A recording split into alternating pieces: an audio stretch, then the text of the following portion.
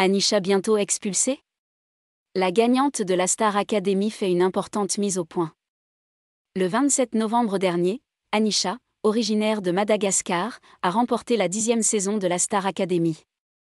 Après avoir expliqué que son titre du séjour en France pourrait lui être retiré si elle renonçait à ses études, la jeune femme a finalement donné des nouvelles rassurantes lors d'un entretien accordé à Midi Madagascar. Après 6 semaines de compétition, c'est finalement Anisha qui a remporté la finale de la Star Academy face à Enola.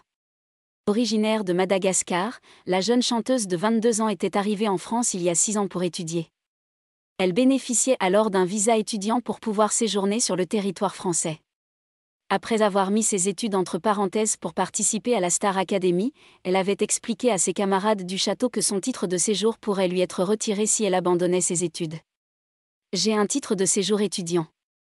Les études, ça a toujours été important pour moi, une vraie chance de là où je viens. Mais c'est vrai qu'aujourd'hui la musique va prendre le dessus.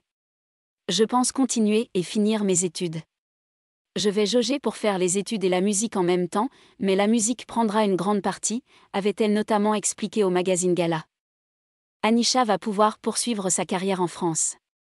Lors d'un récent entretien accordé à Midi Madagascar et rapporté par France Info vendredi 2 décembre, Anisha a donné des nouvelles rassurantes concernant sa situation administrative. Vu que c'est ma dernière année d'études, mon statut peut changer en contrat de travail, a-t-elle confié. Ainsi, la gagnante de la Star Academy va pouvoir poursuivre sa carrière en France. Lors de son entretien, elle a tenu à revenir sur les polémiques autour d'une supposée expulsion. Je n'ai pas parlé d'expulsion. Je parlais du fait que je suis arrivée en France en tant qu'étudiante et que quand on est étudiant, on renouvelle chaque année son visa, a-t-elle ajouté. Après la sortie de son premier single de Là-haut, écrit spécialement pour elle par Camélia Jordana et Vita, les fans de la chanteuse attendent désormais la sortie de son premier album prévu dans les prochains mois.